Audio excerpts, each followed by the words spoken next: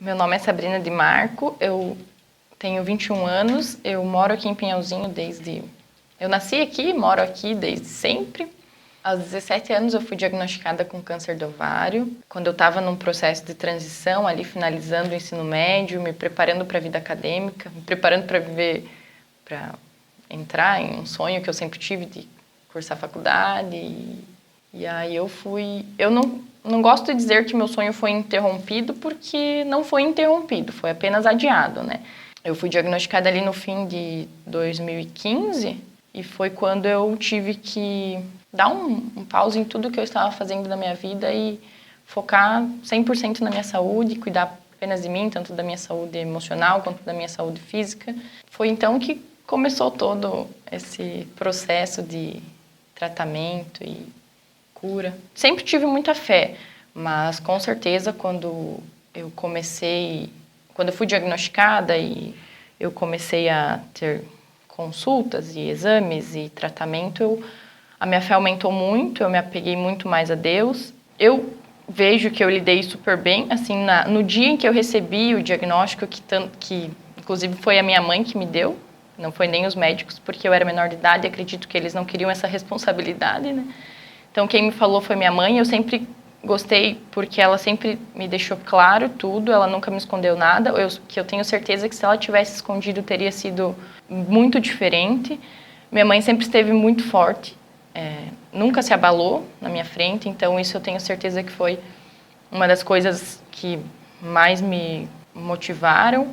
E eu tive que aceitar porque o meu médico falou que o tratamento, ele ajuda muito. O tratamento é muito importante, mas 70% da cura do tratamento que você tem que ter é você, né? Então, você tem que aceitar e você tem que querer se curar. Porque a partir do momento que você faz isso, o tratamento dá certo, os remédios fazem efeito. Então, foi o pontapé inicial ali, né? Foi eu ter que aceitar, né, que eu estava doente. Eu sempre fui uma pessoa, assim, muito rodeada por muitas pessoas e sempre fui muito ligada com a minha família, com todos os meus familiares. E eu sei, principalmente eu descobri depois, né, que eles estavam sofrendo muito, eu já sabia, mas... Então, eu fiz muito por eles, assim. A minha mãe, quando ela me falou, quando ela me deu a notícia de que era câncer, eu soube, desde quando meus exames estavam dando inconclusivos, eu soube que poderia ser. Mas eu sempre tive aquele negócio, não vai ser, né? Sempre tive a esperança de que não seria. Então, quando ela me falou, ela até me disse assim, olha, se você não quiser fazer por você, você faz por mim. Aí foi o que me levou a ter certeza de que eu teria que fazer, né? Pela minha família, e eu sempre soube que eles sempre estariam comigo, né? Que eles também precisavam disso, porque eu sou muito apegada ao meu nono também, e eu sei que ele estava sofrendo, né? Mas ele não demonstrava. E foi isso que me fez aceitar, foi isso que me fez querer lutar, querer vencer, né? Porque é uma luta. Eu lidei bem, assim, né? Essa não foi a parte mais difícil para mim, né? Eu estava no final do ensino médio, estava no final do 3º ano e ainda tinha alguns meses de aula e eu fiz 2 cirurgias naquele mesmo semestre ali, de julho até dezembro eu fiz 2. E eu tive que largar a escola, né, para iniciar as cirurgias. Eu não tinha iniciado o tratamento ainda. Larguei, né, toda a minha vida para cuidar disso. O meu tratamento, ele era semanal. Eu fazia quimioterapia toda semana, né? Uma vez por semana. É um tratamento muito forte, né? O meu médico me falou no final que ele me deu os remédios mais fortes porque o meu corpo era jovem, o meu corpo aguentava, né? Suportaria. 1 ano antes de eu ser diagnosticada, um amigo meu foi diagnosticado com câncer. E eu chorei muito por aquele meu amigo, porque as pessoas veem muito o câncer como uma sentença de morte, infelizmente. Todo mundo, sem qualquer exceção, todo mundo vê o câncer como uma sentença de morte. Então, quando você recebe o diagnóstico, você fica sem reação alguma. A minha reação foi travar, assim, eu não sabia o que falar, eu só sentia as lágrimas escorrer e eu não sabia como reagir. Era tudo muito novo, assim, pra mim. Eu não tinha ideia de como era uma quimioterapia, eu não tinha ideia, eu imaginava como é que era o hospital, como é que era o setor da oncologia, mas eu não tinha ideia, assim. Então, quando eu comecei a participar daquela realidade, eu conheci pessoas, conheci profissionais, assim, excelentes, que eu lembro com muito carinho de todo mundo. Antes de começar o tratamento, eu tive uma consulta com uma enfermeira lá da Onco que me repassou, né, todos os sintomas, como seria o tratamento, que eu teria que fazer semanalmente, quais os remédios que eu estaria tomando e as principais reações, né. Aí o meu médico sempre também me alertou sempre sobre as reações, mas eu sempre fui muito teimosa, né, principalmente com o cabelo. Teimosa no bom sentido, porque eu não queria perder o meu cabelo, né, que para mim foi uma das coisas mais difíceis. Parece ignorância, mas eu era jovem, eu tinha 17 anos de idade, eu não queria, né? Então, eles sempre me falaram que, desde a primeira quimio, não tinha o que fazer, que ia cair 100%. E o meu cabelo começou a cair depois da 8ª quimioterapia. E como ele era longo e ondulado, ele acabou começando a cair e fazer nó, né? E foi aí que eu decidi cortar o cabelo curto, cortei na altura, assim, do pescoço, justamente porque ele estava inosando, mas ele não caiu 100%, porque eu não quis raspar, porque as pacientes geralmente não gostam de lidar com a queda, né? Por isso que elas acabam raspando a cabeça antes de começar efetivamente a queda, né? Mas eu não quis, eu até fui no salão para cortar o cabelo, mas eu fiquei 2 horas lá só chorando e não deixei sair de lá com o meu cabelo. Essa foi, do tratamento, foi a pior parte, assim, psicológica, digamos assim. Fisicamente, quando eu comecei o tratamento, eu fui lá para minha primeira quimioterapia, era numa terça-feira. Eu não conhecia nada, a gente não sabia da existência do catéter, então eu fiz a aplicação na veia. Foi na minha mão esquerda, eu lembro. E quando começou, assim, eu comecei a tomar os remédios preparatórios, foi tranquilo. Mas quando eu comecei a tomar quimioterapia, efetivamente, eu sofri bastante, eu tive muita dor. E aí tinha 2 anjos, né, do meu lado, que era a Carol e a mãe dela, que a Carol também estava fazendo tratamento para câncer de mama, inclusive. E ela já tinha o catéter, assim, no peito, e elas falaram, olha, você pode falar ali com a enfermeira para ela estar entrando na fila para colocar o catéter, porque é um processo para aplicar a quimioterapia que é menos doloroso, né? Menos doloroso não, é indolor, porque não sentia nada. E aí foi aí que a gente foi lá conversar com as enfermeiras e eu fiz a quimioterapia na terça, eu consegui vaga para colocar o catéter no sábado. E na sexta-feira era a minha formatura do 3º ano. E eu tinha que estar 7 horas da manhã do sábado no hospital para estar colocando o catéter. E aí eu estava muito ruim naquela semana, foi a única quimioterapia que me causou maiores reações, assim, né? Não só enjoo, mas eu tive vômitos, eu tive bastante dor. Eu já tinha decidido que eu não iria para minha formatura, eu tinha pago ela e tal, mas eu tinha decidido que eu não iria porque eu estava muito fraca. Isso eu decidi na sexta, já tinha decidido durante a semana. Aí na sexta eu estava lá deitada, acamada, porque eu estava muito fraca, e as enfermeiras vieram para fazer o curativo, porque eu tinha feito cirurgia recentemente. Vieram fazer o curativo e eu falei para elas, hoje é minha formatura, mas eu não vou ir porque eu não estou bem e tal. Daí elas falaram, não. Isso foi uma coisa que me marcou muito e me emociona muito de falar, porque elas falaram, não, vem lá no posto que o doutor te dá um remédio para te deixar mais forte, né? E aí eu falei, tá, eu vou me trocar e vou lá, né? Aí nisso elas foram, o posto era pertinho, eu tava na casa dos meus avós. Elas foram e meu avô me levou lá, meu nono, me levou no posto e quando eu cheguei lá, eu deitei na cama pra aplicar o remédio que ele ia me dar pra mim ficar mais forte, né? E aí chegou as 2 enfermeiras, a Josi e a Júlia.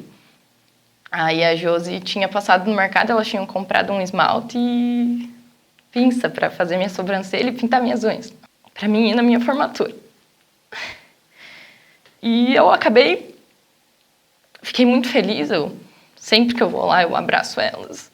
E eu acabei indo na minha formatura, a minha mãe me levou, ela foi comigo, a gente ficou pouco tempo assim, mas só pelo momento, né? Porque eu sei que eu não ia viver aquilo de novo. Aí a gente fomos na minha formatura, ficamos até algumas horas só e no outro dia eu tinha que estar no hospital.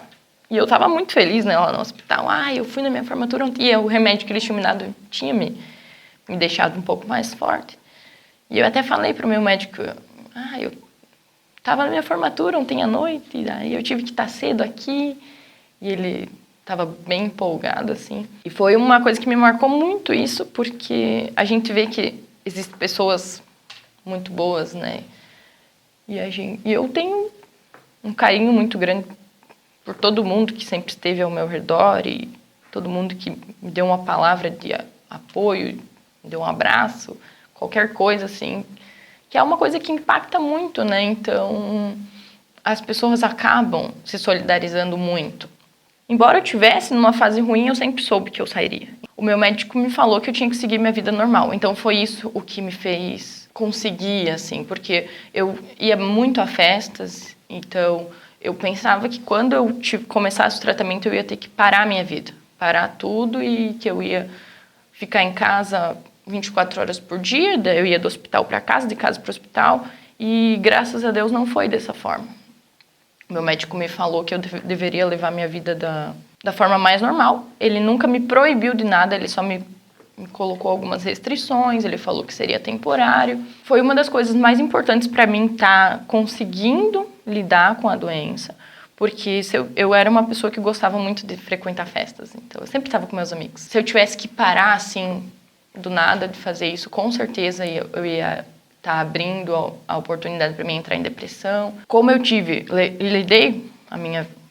segui normalmente, né, só apenas com algumas restrições, eu lidei muito bem com isso, né? Foi mais fácil dessa forma, da forma que o meu médico me autorizou a fazer, da forma que eu consegui. Quanto à pena que eu falei anteriormente, a pena das pessoas, eu sei que era inevitável e eu encontrava as pessoas nos lugares, elas me pediam, mas você tá bem? Eu falei, olha, se eu tô aqui, eu tô muito bem. Tá sendo difícil, tá sendo muito difícil, mas eu tô conseguindo, tô me saindo bem até então. Meus médicos sempre me falaram, né, que eu tava lidando muito bem e ter ali os meus amigos sempre ao redor, porque para mim o que gera depressão em pessoas que são diagnosticadas é ter momentos sozinhos.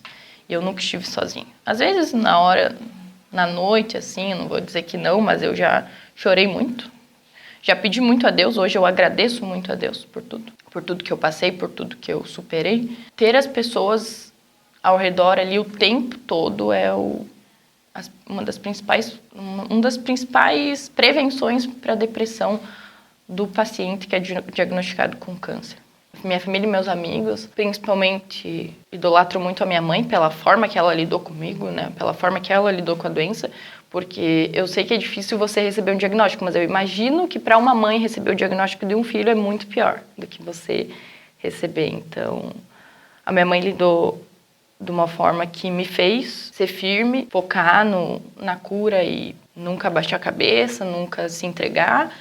E a minha família toda, assim, sempre esteve muito unida, sempre estiveram ao meu lado, sempre me motivaram. Meus amigos, tanto os mais próximos quanto os que eu conhecia, assim, que acabaram se aproximando ainda mais de mim, foram muito importantes. Eu tenho umas amigas, as mais próximas, com certeza elas eram as mais próximas, assim, que estiveram comigo antes e durante todo, estão até hoje, que marcaram muito porque como eu não queria perder o meu cabelo, como eu já falei, e acabei tendo que cortar ele, então as minhas amigas, de uma forma solidária e carinhosa, elas acabaram por cortar o cabelo delas também e doarem para mim. Algumas tinham já o cabelo curto, mas só pelo gesto elas acabaram cortando e me doando o cabelo. Foi uma das coisas que mais me marcou no sentido de amizade, assim. Amizade verdadeira. Tenho certeza que isso é amizade verdadeira.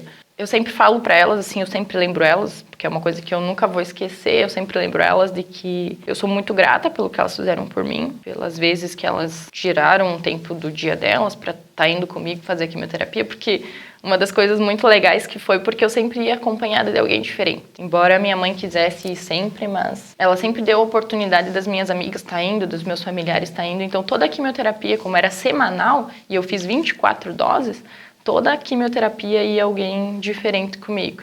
E as minhas amigas, assim, algumas trabalhavam, algumas era impossível de estar indo, mas outras, assim, que conseguiam, elas sempre davam um jeitinho e iam comigo. E isso foi muito legal, assim, para mim foi muito marcante. Eu nunca sei me expressar em como eu agradeço a elas, né, pelo gesto, pelo companheirismo, né, pela amizade delas.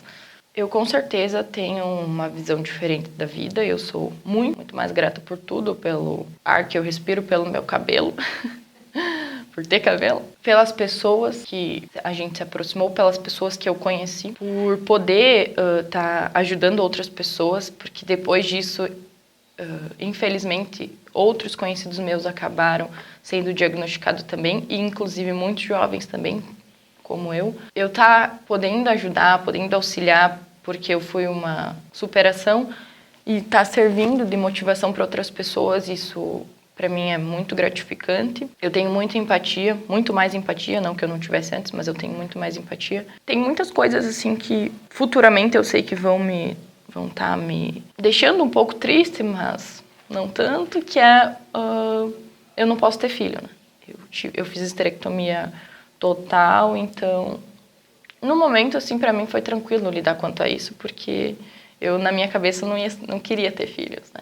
Mas hoje eu já penso diferente, né? E eu sei que futuramente isso vai me abalar um pouco, mas eu tenho planos já, eu pretendo adotar e então quanto a isso eu acabei lidando super bem também. O que mais mudou na minha vida foi isso, ter mais fé. Eu tenho muita fé, como eu falei anteriormente, hoje eu agradeço mais.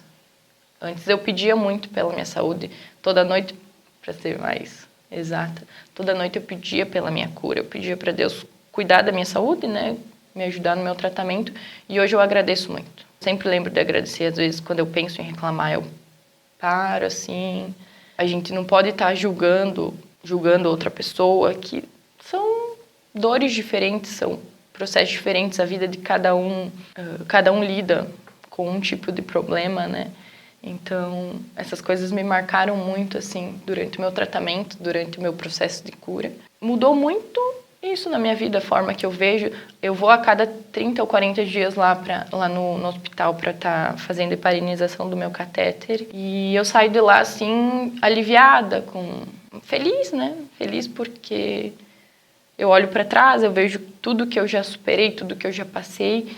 E me deixa feliz ver o jeito que eu estou hoje, né? Comparado a como eu estava até 3 anos atrás, que hoje eu estou há 3 anos em remissão. Então, com certeza, isso mudou minha vida para sempre. Eu vejo que é para melhor, né?